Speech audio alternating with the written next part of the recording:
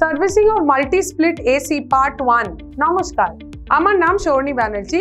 আশা করি আপনারা সকলেই আজকের অধিবেশনের জন্য উদ্গ্রীব হয়ে আছেন। এই মডিউলে আমরা মাল্টি স্প্লিট এসি সার্ভিস করা শিখতে যাব। এই অনুশীলনী শেষে আপনি সক্ষম হবেন মাল্টি স্প্লিট এসির ইলেকট্রিক্যাল কম্পোনেন্টস চিহ্নিত করতে, সার্ভিসিং করতে এবং মাল্টি স্প্লিট এসি ইনস্টল করতে। আসুন আমরা এই অনুশীলনীতে যা যা প্রয়োজনীয় সরঞ্জাম, উপকরণ এবং যন্ত্রপাতিগুলো একবার দেখে নিই। প্রয়োজনীয় সরঞ্জাম, যন্ত্রপাতি বা ব্যবহারযোগ্য আইটেম। ট্রেনিস কিট একটা, double ended spanner 14 mm, 15 mm, 16 mm, 17 mm, 19 mm একটা করে, 1/4 ভালভ কি একটা, পাইপ কাটার একটা, ফ্লেয়ারিং টুল সেট একটা, ড্রিলিং মেশিন একটা, এয়ার ব্লোয়ার একটা, প্রেশার গেজ একটা, কম্পাউন্ড গেজ একটা, একটি স্প্লিট এসি সিস্টেম একটা, মাল্টিমিটার একটা, ভ্যাকুয়াম ক্লিনার একটা, অ্যানিমোমিটার একটা, তারের ব্রাশ একটা, ফিন কম্ব একটা, টেস্ট ল্যাম্প একটা, স্ক্রুড্রাইভার এক সেট, টেস্টার একটা, কাটিং প্লায়ার একটা, নোজ প্লায়ার একটা, ওয়্যার স্ট্রিপার একটা। প্রয়োজনীয় সরঞ্জাম: মাল্টি স্প্লিট এসি সিস্টেম একটা, প্রয়োজনীয় উপকরণ বা উপাদান: 1/4 ইউনিয়ন কানেকশন একটা, 1/4 তামার টিউব 5 ফিট, বাতিল করা সুতির কাপড় প্রয়োজন অনুযায়ী, ফ্লেয়ার নাটস 4টি। আসুন দেখে নেওয়া যাক মাল্টি স্প্লিট বা ভিআরভি ভিআরএফ এয়ার কন্ডিশনার কি।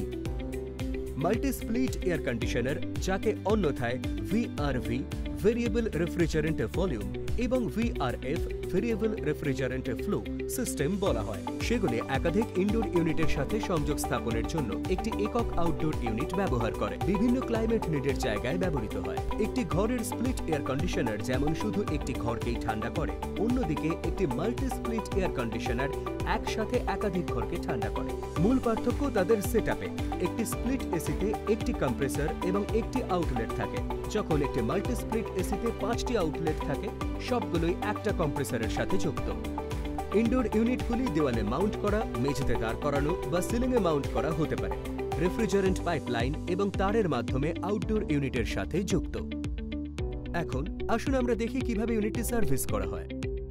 টাস্ক 1: যান্ত্রিক উপাদানগুলি শনাক্ত করুন। ইউনিট থেকে প্লাগটি খুলুন। সামনের গ্রিলটি সরিয়ে দিন। ইনডোর ইউনিট থেকে কন্ট্রোল বোর্ডের কভারটি সরান। কন্ডেন্সিং ইউনিট পর্যন্ত ওয়্যারিংয়ের সেকশন এবং লিকুইড লাইনটি ট্রেস করুন। কন্ডেন্সিং ইউনিট আউটার কভার এবং কন্ট্রোল প্যানেল কভারের স্ক্রুগুলো খুলুন এবং কভারগুলো খুলুন। লেবেলযুক্ত উপাদানগুলি শনাক্ত করুন। Compressor outdoor. Compressor air conditioning সিস্টেমে একটা গুরুত্বপূর্ণ ভূমিকা পালন করে রেফ্রিজারেন্ট গ্যাসকে সংকুচিত করে এবং সেটাকে তরল অবস্থায় রূপান্তরিত করে। Condenser outdoor. কন্ডেন্সার পরিমণ্ডলে তাপ ছেড়ে দিয়ে হাওয়াকে ঠান্ডা করার একটি গুরুত্বপূর্ণ উপাদান। Dryer filter outdoor. Filter dryer হলো একটি পরিস্রাবণ সরঞ্জাম যা রেফ্রিজারেন্ট থেকে আর্দ্রতার মতো অমেধ্যগুলি দূর করে থাকে। Evaporator coil indoor. ইনডোর ইউনিটের মধ্যে ইভ্যাপোরেটর কয়েল চারপাশ থেকে তাপ শোষণ করে রেফ্রিজারেন্টে স্থানান্তরিত করে বাতাসকে ঠান্ডা করার গুরুত্বপূর্ণ ভূমিকা পালন করে। Accumulator indoor. অ্যাকিউমুলেটরের উদ্দেশ্য হল কম্প্রেসরের ফ্র্যাঙ্কেসে ঢোকার আগে লিকুইড রেফ্রিজারেন্টকে থামানো এবং সেটাকে ধরে রাখা। এটি বাষ্পীভবনকারী এবং সংকোচনকারীর মধ্যে সেকশন লাইনে অবস্থিত। Expansion valve indoor. একটা প্রেশার কন্ট্রোলিং ডিভাইস হিসাবে কাজ করে। এক্সপ্যানশন ভালভ সিস্টেমের মধ্যে অনুকূল প্রেশার লেভেল বজায় রাখার জন্য রেফ্রিজারেন্টের প্রবাহকে প্রসারিত করে। Capacitor indoor. একটি ক্যাপাসিটর স্টার্টআপের সময় শীতাতপ নিয়ন্ত্রণ ব্যবস্থা স্থিতিশীল করতে সহায়তা করে। PCB indoor unit. একটি পিসিবি বা প্রিন্টেড সার্কিট বোর্ড এসিতে পাওয়ার সরবরাহ করতে সক্ষম একটি পাওয়ার সাপ্লাই সিস্টেম হিসাবে কাজ করে। এর প্রধান ভূমিকা হলো আপনার দেওয়ালের আউটলেট থেকে প্রাপ্ত এসি ভোল্টেজকে আপনার বিভিন্ন ডিভাইস এবং সরঞ্জাম দ্বারা ব্যবহারযোগ্য ডিসি ভোল্টেজে রূপান্তর করা। Air blower indoor. Air blower একটি ফ্যানের অনুরূপ, পুরো ঘর জুড়ে শীতল বাতাস বিতরণে সহায়ক। এইভাবে পুরো এয়ার কন্ডিশনার সিস্টেমের দক্ষ কার্যপ্রণালীকে নিশ্চিত করে। Refrigerant system. তাপ স্থানান্তরের মাধ্যম হিসাবে রেফ্রিজারেন্ট এক এলাকা থেকে অন্য জায়গায় তাপ শোষণ করে এবং পরিবহন করে, গরমের দিনে ঘরকে ঠান্ডা রাখতে সাহায্য করে। Air filter indoor. একটি এয়ার ফিল্টার ধুলো এবং ময়লাগুলিকে আটকে হাওয়া প্রবাহিত হতে দেয়। ড্রেন হোজ ইনডোর বা আউটডোর। ড্রেন হোজ কন্ডেন্সার থেকে জল অপসারণ সহজতর করে। Motor fan outdoor.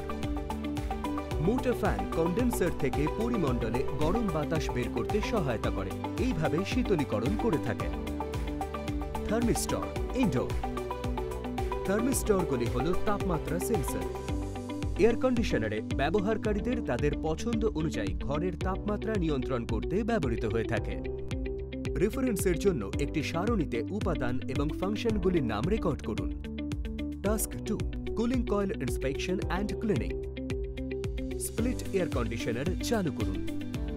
একটি অ্যানিমোমিটার দিয়ে কুলিং কয়েলে বায়ু প্রবাহ পরিমাপ করুন এবং একটি থার্মোমিটার ব্যবহার করে গ্রিলের তাপমাত্রা নোট করুন। বায়ু প্রবাহ কম থাকলে কয়েলটি পরিষ্কার করুন। স্ক্রু খুলুন এবং সামনের এবং পাশের প্যানেলগুলি সরান, তারপরে সাবান জল দিয়ে সেগুলি পরিষ্কার করুন। এয়ার ফিল্টারগুলি ক্ষতিগ্রস্ত না করে সাবধানে বার করুন। ইভাপোরেটর কুলিং কয়েল ফিনগুলো সাবানের দ্রবণ দিয়ে পরিষ্কার করুন এবং ময়লা হলে একটা ভ্যাকুয়াম ক্লিনার দিয়ে পরিষ্কার করুন। ব্লোয়ার মোটরকে সংরক্ষিত করুন। ইভাপোরেটর কয়েল পরিষ্কার করার জন্য তারের ব্রাশ ব্যবহার করুন। ভ্যাকুয়াম ক্লিনার দিয়ে কয়েল পরিষ্কার করুন। প্রয়োজনে কুলিং কয়েল ধুয়ে ফেলতে একটি পরিষ্কার করার দ্রবণ ব্যবহার করুন। একটি ফিন কোম্ব দিয়ে ফিনগুলি সোজা করুন। জলের প্রেসার দিয়ে ফিনগুলি ধুয়ে ফেলুন। ব্লোয়ার মোটর থেকে কভারটি সরান। ব্লোয়ার মোটর লুব্রিকেট করুন। সামনের এবং পাশের প্যানেলগুলি পুনরায় সংযুক্ত করুন। এয়ার ফিল্টার পরিষ্কার করে পুনরায় ইনস্টল করুন। ইউনিটটি আবার চালু করুন। একটি অ্যানিমোমিটার দিয়ে বায়ু প্রবাহ পরিমাপ করুন এবং প্রাথমিক রিডিংয়ের সঙ্গে তুলনা করুন। গ্রিলের তাপমাত্রা এবং কারেন্ট পরীক্ষা করুন। টাস্ক 3, এয়ার ফিল্টার পরিদর্শন এবং পরিষ্কার। সামনের গ্রিল খুলুন। প্রতিটি এয়ার ফিল্টারের সেন্টার ট্যাপটি আলতো করে তুলুন, তারপর খোলার জন্য সেগুলি নিচের দিকে টানুন। জল বা ভ্যাকুয়াম ক্লিনার দিয়ে ফিল্টারগুলি পরিষ্কার করুন। জেদি ধূলিকণার জন্য গরম জলের সঙ্গে একটি নরম ডিটারজেন্ট ব্যবহার করুন। ফিল্টারগুলি ছায়াতে শুকোতে দিন। ফিল্টারগুলি সামনের প্যানেলের স্লটগুলিতে লাগিয়ে দিন। সামনের গ্রিলগুলি দুটো দিকে এবং মাঝখানে সুরক্ষিত করুন। নোট: নোংরা এয়ার ফিল্টারগুলি সমেত অপারেটিং করলে ঠান্ডা কমে এবং শক্তি অপচয় করে। Task 4, fan motor inspection. রক্ষণাবেক্ষণ করার আগে নিশ্চিত করুন যে ইউনিটটি বন্ধ আছে এবং পাওয়ার ব্রেকার বন্ধ আছে। ফ্যান মোটর থেকে ক্যাপাসিটরটি খুলে নিয়ে শুরু করুন। ক্যাপাসিটরটিকে কিছুক্ষণ পাওয়ার সাপ্লাইয়ের সাথে সংযুক্ত করে পরীক্ষা করুন। বিচ্ছিন্ন করার পরে একটি স্পার্ক পরীক্ষা করার জন্য দুটো টার্মিনালকেই শর্ট করুন। যদি কোনো স্পার্ক হয় তাহলে বুঝতে হবে ক্যাপাসিটরটি ঠিক আছে, না হলে বদল করতে হবে। একটি মাল্টিমিটার পরীক্ষা ব্যবহার করে রানিং অ্যান্ড স্টার্টিং উইন্ডিংগুলির ধারাবাহিকতা পরীক্ষা করুন। মোটর শাফট অবাধে চলছে কিনা নিশ্চিত করতে হাত দিয়ে ঘোরান। বেয়ারিংগুলি পরীক্ষা করুন। নিশ্চিত করুন যে কন্ডেন্সার প্লেট এবং ইভাপোরেটর ব্লোয়ার কোনো বাধা ছাড়াই অবাধে ঘুরছে। মোটরগুলি লুব্রিকেট করুন। মোটর পরিষ্কার করুন। ক্যাপাসিটর ও ফ্যান মোটর দুটোর জন্য বৈদ্যুতিক সংযোগগুলি পুনরায় সংযুক্ত করুন। যদি কন্ডেন্সার প্লেট, কন্ডেন্সার ফিন বা বেস প্লেট বা আবরণ স্পর্শ করে তাহলে প্লেট বা মোটর সমন্বয় করুন। যদি ইভাপোরেটর ব্লোয়ারটি ব্লোয়ার হাউজিংকে স্পর্শ করে তাহলে এর অবস্থান সমন্বয় করুন। বিভিন্ন উপাদান পরীক্ষা করুন, ত্রুটিযুক্ত পার্টস পরীক্ষা করুন এবং যদি থাকে সেগুলো বদলে ফেলুন। আলাদা আলাদা অংশগুলি পরীক্ষা করার পরে ইউনিটটি পুনরায় একত্রিত করুন। এটি চালু করুন এবং সঠিক কাজ করছে কিনা সেটা দেখুন। এটি মাল্টি স্প্লিট এসির পুঙ্খানুপুঙ্খ পরীক্ষা নিশ্চিত করে। ইনস্টলেশন: যতটা সম্ভব শীতল জায়গা বাছুন। জায়গাটিতে ভালো বায়ু চলাচল করা উচিত এবং ভিতরে নেওয়া বাতাসটি বাইরের তাপমাত্রার চেয়ে গরম হওয়া উচিত নয়, সর্বোচ্চ 45 degree Celsius. Installation with dual system kit. Dual system কিটটি রেফ্রিজারেন্ট সার্কিটটিকে দুটি সার্কিটে বিভক্ত করে। একক আউটডোর ইউনিটের সঙ্গে দুটি ঘরের শীতাতপ নিয়ন্ত্রণ করে। ডুয়াল সিস্টেম কিট ব্যবহার করার সময় দুটি ইনডোর ইউনিট, মোট 4টি ইউনিট একক আউটডোর ইউনিটের সাথে সংযুক্ত হতে পারে। ডুয়াল সিস্টেম কিট ইনস্টল করতে প্রথমে কেপ বক্সটি সরান। এরপরে দেওয়া সংযোগকারী পাইপটি ডুয়াল সিস্টেম কিটের সাথে যুক্ত করুন। দেওয়া ট্যাপিং স্ক্রু 4 পিস দিয়ে আউটডোর ইউনিটের পিছনের দিকে ডুয়াল সিস্টেম কিটটি সংযুক্ত করুন এবং নিচে দেখানো হিসাবে আউটডোর ইউনিটের সার্ভিস ভালভের সাথে ডুয়াল সিস্টেম কিটটি যুক্ত করুন। টাস্ক 1, সবচেয়ে ছোট দৈর্ঘ্যের রেফ্রিজারেন্ট টিউবিং ইনস্টল করুন এবং বাঁকের সংখ্যা কম করুন। প্রস্তুতকারকের ইনস্টলেশন ম্যানুয়ালটি দেখুন। আউট এবং ইনডোর ইউনিটের মধ্যে ঘনিষ্ঠ দূরত্ব বজায় রাখুন। ম্যানুয়ালে উল্লেখিত হিসাবে টিউবিংয়ের দৈর্ঘ্য বজায় রাখুন। যাতে কম্প্রেসারে তেল সহজে ফিরে আসতে পারে, তাই ইভাপোরেটরের চেয়ে বেশি উচ্চতায় কন্ডেন্সিংকে মাউন্ট করবেন না। যদি দৈর্ঘ্য নির্দিষ্ট দৈর্ঘ্যের চেয়ে বেশি হয়, তাহলে আরও কতটা লুব্রিকেন্ট তেল টপ আপ করতে হবে সেটা জানার জন্য প্রস্তুতকারকের সাথে পরামর্শ করুন। টিউবগুলিকে কাটা এবং বাঁকানোর জন্য বাঁকের সংখ্যা কম করুন। বাঁকানোর সময় ক্রিম্প করবেন না। টিউবিংয়ের সঠিক আকার বজায় রাখুন এবং সাবধানে টিউবিংটি আনরোল করুন। দেওয়ালগুলিতে গর্ত করার সময় নিশ্চিত করুন যে তারা বিভিন্ন উপাদান যেমন বাষ্প এবং লিকুইড লাইন, পাওয়ার কেবল এবং কন্ডেনসেট ড্রেন পাইপকে জায়গা করতে পারে। সামগ্রিক আকারটির মাপ নেওয়া এবং সঠিক ফিটিংয়ের জন্য 1 বা 2টি পিভিসি পাইপ ব্যবহার করার পরামর্শ দেওয়া হয়। ব্রাজিংয়ের আগে লাইন টিউবগুলির সুইচ নিশ্চিত করুন এবং ব্রাজিংয়ের জন্য ফ্লেয়ারিংয়ের সময় সাবধানতার সাথে ফাটলগুলি দেখুন। টিউবিং সঠিকভাবে ইনস্টল হয়ে গেলে প্রেসারটি পরীক্ষা করুন, ভ্যাকুয়ামাইজ করুন এবং সিস্টেমটি চার্জ করুন। সিস্টেম চালু করার আগে তারের ইনস্টলেশন যাচাই করুন। সাকশন লাইনে ফ্যানা নিরোধক প্রয়োগ করুন এবং পাইপগুলি সঠিকভাবে ক্ল্যাম্প করুন। টাস্ক 2, ইনডোরে ঢাল বজায় রাখুন এবং ঘরের বাইরের কন্ডেনসেট ড্রেন ইনস্টল করুন। নিশ্চিত করুন যে বাষ্পীভবনকারী ইউনিট ট্রেটির উচ্চতা বিবেচনা করে 1/2 ইঞ্চ ঢালে অ্যাঙ্গেল করা হয়েছে। ইভাপোরেটর আউটলেট থেকে কন্ডেনসেট ড্রেন পাইপটি বাইরের সাথে যুক্ত করুন যাতে এটি অন্যদের কোনো অসুবিধা না হয়। নিকাশের জন্য অনমনীয় পিভিসি পাইপ বাছুন। যদি স্বচ্ছ নমনীয় পিভিসি পাইপ ব্যবহার করা হয়, তাহলে নিশ্চিত করুন যে টিউবিং পাংচারবিহীন।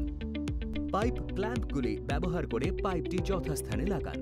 একবার ইনস্টল হয়ে গেলে ইউনিটটি সুইচ অন করুন এবং এর কার্যকারিতা পরীক্ষা করতে এটি চলতে দিন। আমরা অনুশীলনীর শেষ প্রান্তে এসে পৌঁছেছি। আমরা এই মডিউলে যা যা শিখেছি তার একটা সংক্ষিপ্তকরণ করি। এইভাবে আমরা বৈদ্যুতিক উপাদানগুলি শনাক্ত করতে এবং মাল্টি স্প্লিট এসি ইনস্টলেশন করতে শিখেছি। আশা করি এই বিষয়ে আপনার একটা পরিষ্কার ধারণা হয়েছে। আপনার প্রশিক্ষকের সাহায্যে এই অনুশীলনটি করুন। পরবর্তী ভিডিওতে আবার দেখা হবে। সবাইকে ধন্যবাদ।